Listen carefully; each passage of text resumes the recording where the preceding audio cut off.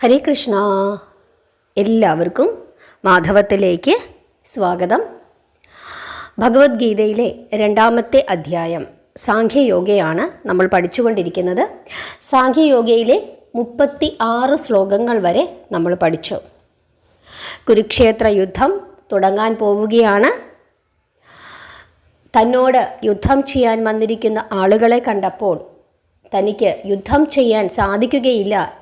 തന്നോട് എതിരിടാൻ വന്നിരിക്കുന്നത് തൻ്റെ ഗുരുനാഥനാണ്, തൻ്റെ പിതാമഹനാണ്, തൻ്റെ ബന്ധുക്കളാണ്, തൻ്റെ സഹോദരങ്ങളാണ് എന്നൊക്കെ പറഞ്ഞ് തൻ്റെ സുഹൃത്തുക്കളാണ്. ഇവരോട് എനിക്ക് യുദ്ധം ചെയ്യാൻ സാധിക്കുകയില്ല. യുദ്ധം സർവനാശം കൊണ്ടുവരും. എല്ലാവരെയും വധിച്ചിട്ട് എനിക്ക് എന്തിനു രാജ്യം? അതിലും ഭേദം കാട്ടിൽ പോവുകയാണ്. എന്നെ ആളുകൾ പാപി എന്ന് വിളിക്കും എന്ന് പറഞ്ഞിട്ട് എനിക്ക് യുദ്ധം ചെയ്യാൻ സാധിക്കുകയില്ല കേശവ എന്ന് പറഞ്ഞ് തീർത്ഥത്തിൽ തളർന്നിരുന്ന അർജുനനെ ഭഗവാൻ ശ്രീകൃഷ്ണൻ ഉപദേശിക്കുകയാണ് ഭഗവത്ഗീതയുടെ രൂപത്തിൽ. അവസാനം ഭഗവാൻ അർജുനനെ കാര്യങ്ങൾ പറഞ്ഞ് മനസ്സിലാക്കാനായിട്ട് ശ്രമിക്കുമ്പോൾ അർജുനൻ തന്നെ ഭഗവാനോട് പറയുന്നു, എനിക്ക് മനസ്സിലാകുന്നില്ല എന്തു ചെയ്യണമെന്ന്. അങ്ങ് എനിക്ക് പറഞ്ഞു തരൂ, ഞാൻ എന്തു ചെയ്യണം എന്ന് ചോദിക്കുമ്പോഴാണ് ഭഗവാൻ കൃത്യമായി നീ എന്തു ചെയ്യണം, നീ ക്ഷത്രിയനാണ്, നീ എന്തു ചെയ്യണമെന്ന് പറഞ്ഞു കൊടുക്കുന്നത് ഭഗവത്ഗീതയുടെ രൂപത്തിൽ. 2-ാമത്തെ അധ്യായമായ സാഖ്യയോഗയാണ് നമ്മൾ പഠിച്ചുകൊണ്ടിരിക്കുന്നത്. 36 ശ്ലോകങ്ങൾ നമ്മൾ പഠിച്ചു. 37-ാമത്തെ ശ്ലോകം നമുക്ക് നോക്കാം. ഹതോ വ പ്രാപ്സ്യസി സ്വർഗം ചിത്വാ വ ഭോക്ഷ്യസേ മഹീം തസ്മാദുത്തിഷ്ഠ കൗന്ദേയ യുദ്ധായ കൃത നിശ്ചയഃ. അർത്ഥം നോക്കാം. ഹതോ അർത്ഥം കൊല്ലപ്പെടുക എന്നാണ്. വാ അർത്ഥം അല്ലെങ്കിൽ. പ്രാപ്സ്യസി അർത്ഥം ലഭിക്കും. സ്വർഗം സ്വർഗം. ജിത്വ ജയിച്ചാൽ. വാ അല്ലെങ്കിൽ. ഭോക്ഷ്യസേ അർത്ഥം ഭൂമി. തസ്മാത് അർത്ഥം അതുകൊണ്ട്. ഉത്തിഷ്ഠ എഴുന്നേൽക്കൂ. കൗന്ദേയ അല്ലയോ കുന്തിപുത്ര. ആരാണ് കുന്തിപുത്രൻ? അർജുനൻ. യുദ്ധായ അർത്ഥം യുദ്ധത്തിനായിട്ട്. കൃതനിശ്ചയ അർത്ഥം ഉറച്ച നിശ്ചയത്തോടുകൂടി. ഇനി നമുക്ക് ശ്ലോകാർത്ഥം നോക്കാം. അല്ലയോ കുന്തിപുത്ര, നീ കൊല്ലപ്പെടുകയാണെങ്കിൽ നിനക്ക് സ്വർഗം ലഭിക്കും. ജയിക്കുകയാണെങ്കിലോ നിനക്ക് ഭൂമി ലഭിക്കും. അതുകൊണ്ട് യുദ്ധത്തിനായി നീ എഴുന്നേൽക്കുക. ഇതാണ് ഭഗവാൻ ഇവിടെ അർജുനനോട് പറഞ്ഞു കൊടുക്കുന്നത്. ഇവിടെ അർജുനൻ ക്ഷത്രിയനാണ്, ഭൂമിയെ പരിപാലിക്കേണ്ടുന്നവനാണ്, ജനങ്ങൾക്ക് നന്മ നൽകേണ്ടുന്നവനാണ്, രാജ്യം ഭരിക്കേണ്ടുന്നവനാണ്. അവനാണ് ക്ഷത്രിയൻ. അവൻ്റെ ജോലിയാണ് യുദ്ധം ചെയ്യുക എന്നുള്ളത്. വീരനായിരിക്കണം എപ്പോഴും ആര്? ക്ഷത്രിയൻ. വീരനാകാതെ പേടിച്ചോടിയാൽ അവൻ എവിടെ പോകും? നരകത്തിൽ പോകുമെന്നാണ് പറഞ്ഞിരിക്കുന്നത്. അതുകൊണ്ടാണ് നമ്മൾ മരണാനന്തരം, അതായത് പാണ്ഡവരുടെയൊക്കെ മരണാനന്തരം നമ്മൾ ഇവർ സ്വർഗത്തിലേക്ക് പോകുന്ന സമയത്ത് യുധിഷ്ഠിരൻ സ്വർഗത്തിൽ, അതായത് നരകമൊക്കെ കണ്ട് അവസാനം സ്വർഗത്തിലേക്ക് എത്തുന്ന സമയത്ത് സാക്ഷാൽ വൈകുണ്ഠപതിയുടെ തൊട്ടടുത്തായിട്ട് ആരിയ്ക്കുന്നതായിട്ട് കാണുന്നത്? ദുര്യോധനൻ ഇരിക്കുന്നതായിട്ട് കാണുന്നത്. എന്തുകൊണ്ടാണ്? വീരനായിരുന്നു. ഒരുവൻ തൻ്റെ കർമ്മം അനുഷ്ഠിക്കാനാണ് ഭഗവാൻ പറയുന്നത്. അവിടെ ജയമുണ്ടാകാം, പരാജയമുണ്ടാകാം. എന്ത് സംഭവിച്ചാലും അതിനെ തുല്യമായി കാണുക. പക്ഷേ നീ നിൻ്റെ കർമ്മം ചെയ്യുക തന്നെ വേണം. ജയിച്ചാൽ നീ ഭൂമിയുടെ രാജാവാകും. നീ പരാജയപ്പെട്ടാൽ നീ വീരനായി സ്വർഗത്തിൽ പ്രവേശിക്കും എന്നാണ് ഭഗവാൻ പറയുന്നത്.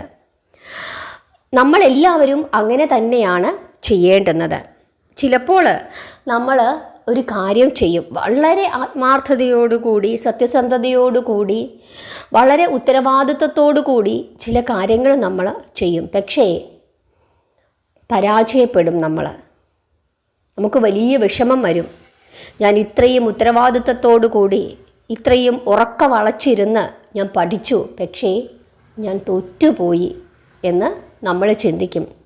നമ്മൾ ആലോചിക്കുക, നീ നിൻ്റെ ജോലി കൃത്യമായി ചെയ്തു, പക്ഷേ നീ അവിടെ പരാജയപ്പെട്ടു. അത് ഈശ്വര നിശ്ചയമാണ്. ഇതല്ല നിനക്ക് വേണ്ടി ഈശ്വരൻ കരുതി വച്ചിരുന്നത്. നിനക്കുള്ളത് മറ്റെന്തോ ആണ്. അത് കൃത്യമായി കണ്ടെത്തുന്നതാണ് നമ്മുടെ വിജയം. ചിലപ്പോൾ ചില ആളുകൾ ഇങ്ങനെ വഴിതെറ്റി ഇങ്ങനെ പല വഴിക്കും സഞ്ചരിക്കും. ഏറ്റവും അവസാനം എന്തു ചെയ്യും? അവരാ കറക്റ്റ് വഴിയിൽ എത്തിച്ചേരും. ആ കറക്റ്റ് വഴിയിലേക്ക് അവർ എത്തിച്ചേരുന്നത് എപ്പോഴാണ്?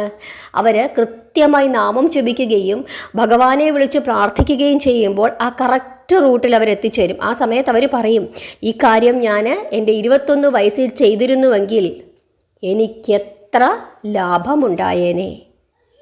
ചിലർ 35-36 വയസ്സൊക്കെ ആകുന്ന സമയത്ത് അവസാന കാലത്ത് പഠിച്ച് ഗവൺമെൻറ് ജോലി മേടിക്കും. ആ സമയത്ത് അവരുടെ ജീവിതം വളരെ ദുരിതകരവും കഷ്ടപ്പാടുമാകുമ്പോഴാണ് ഇവരെന്ത് ചെയ്യുന്നത്? കഷ്ടപ്പെട്ടിരുന്ന് പഠിച്ച് ഈ വയസ്സുകാലത്ത്, അതായത് നമ്മുടെ ആ PSCയുടെ ആ ഒരു ഏജ് ലിമിറ്റ് കഴിയുന്ന ആ സമയത്താണ് എന്ത് ചെയ്യുന്നത്? ജോലി കിട്ടുന്നത്. അപ്പോൾ അവർക്ക് എന്ത് കിട്ടും? സർവീസ് വളരെ കുറവായിരിക്കും. അങ്ങനെ ഇരിക്കുന്ന സമയത്ത് ആ ജോലി കിട്ടിയ സന്തോഷമൊക്കെ നമുക്കുണ്ട്. പക്ഷേ നമുക്ക് വേണ്ട പ്രൊമോഷൻസ് ഒന്നും ചിലപ്പം കിട്ടാനുള്ള സർവീസ് നമുക്ക് കാണില്ല. ശമ്പളക്കുറവായിരിക്കും. നമ്മുടെ പ്രായമുള്ള ആളുകളൊക്കെ തന്നെ അവിടെ നമ്മളെക്കാൾ ഹയർ പോസ്റ്റിൽ ഇരിക്കുന്നുണ്ടാവാം, ചെറുപ്രായത്തിൽ പഠിച്ച് ജോലി മേടിച്ചവർ. ആ സമയത്ത് നമ്മൾ പറയും, എനിക്ക് ഗവൺമെൻറ് ജോലി കിട്ടാനുള്ള തലയിലെഴുത്തുണ്ടായിരുന്നു, പക്ഷേ ഞാൻ എൻ്റെ ചെറുപ്രായത്തിൽ അത് ചെയ്തില്ല. അതിന് പകരം നമ്മൾ പ്രൈവറ്റ് ജോലി അന്വേഷിച്ച് നടന്നു. അതല്ലെങ്കിൽ വളരെ ചെറുപ്രായത്തിൽ തന്നെ കല്യാണം കഴിച്ചു, കുടുംബമായി, പ്രാരാബ്ദങ്ങളായി അങ്ങനെ പോയി. അവസാനം നിവൃത്തികേട് വന്നപ്പോഴാണ് വയസ്സുകാലത്ത് എന്ത് ചെയ്തത്? പഠിച്ചത്. ആ പഠനം നമ്മൾ നേരത്തെ നടത്തിയിരുന്നെങ്കിലോ? അങ്ങനെ ഒത്തിരി ആളുകളുണ്ട്. പക്ഷേ അവരൊരു ദൈവവിചാരത്തിൽ ജീവിച്ചതുകൊണ്ടാണ് വയസ്സുകാലത്തെങ്കിലും എന്ത് ചെയ്യേണ്ടി വന്നത്? അവർക്ക് പഠിക്കാൻ തോന്നുന്നത്, ജോലി ലഭിക്കാനായിട്ട് തോന്നുന്നത്. പക്ഷേ ചിലർക്ക് അതും കിട്ടില്ല. കാരണം എന്താണ്? അവരുടെ വഴി കണ്ടെത്തിയില്ല. കണ്ടെത്തണമെങ്കിൽ എന്തു ചെയ്യണം? ദൈവവിചാരത്തിലിരിക്കണം. ഈശ്വരൻ്റെ അനുഗ്രഹം നമ്മുടെ കൂടെ വേണം. അതുകൊണ്ടാണ് ഞാൻ എപ്പോഴും എൻ്റെ വീഡിയോകളിൽ പറഞ്ഞുകൊണ്ടിരിക്കുന്നത് എന്തു ചെയ്യണമെന്ന്? നാമം ജപിക്കണമെന്ന് പറയുന്നത്. നാമജപം ചെയ്തു കഴിഞ്ഞാൽ, ഭഗവാനെ വിളിച്ച് പ്രാർത്ഥിച്ചുകൊണ്ടിരുന്നു കഴിഞ്ഞാൽ ഭഗവാൻ നേർവഴി കാണിച്ചു തരും. ഇവിടെ അർജുനന് ഒരു വിഷമ സന്ധി വന്നപ്പോൾ എന്തു ചെയ്യണമെന്നറിയാതെ വിഷമിച്ചിരുന്ന സമയത്ത് ഭഗവാൻ ശ്രീകൃഷ്ണൻ അർജുനന് നേർവഴി കാണിച്ചു കൊടുക്കുകയാണ്. അതുപോലെ നമുക്കും നേർവഴി കാണിച്ചു തരും ഈശ്വരൻ. എങ്ങനെ? ഭഗവാനോടടുത്താൽ. അതിന് ഈ കലിയുഗത്തിൽ ഒന്ന് മാത്രമേ ചെയ്യാൻ സാധിക്കുകയുള്ളൂ. എന്ത്? ലോകം മുഴുവനുള്ള അമ്പലങ്ങളിൽ കറങ്ങിയത് കൊണ്ട് കാര്യമില്ല, നാമം ജപിക്കണം. അക്കാര്യം ഓർക്കുക. ഇവിടെ നിന്റെ കർമ്മം നീ ചെയ്യുക, ഫലം എന്തുമായിക്കൊള്ളട്ടെ, അത് നിന്റെ വിധിയാണ് എന്ന് കരുതുക. എന്ത് സംഭവിച്ചാലും അത് നല്ലതിനാണ് എന്നും കരുതുക എന്നാണ് ഭഗവാൻ ഇവിടെ പറയുന്നത്. 38-ാമത്തെ ശ്ലോകം.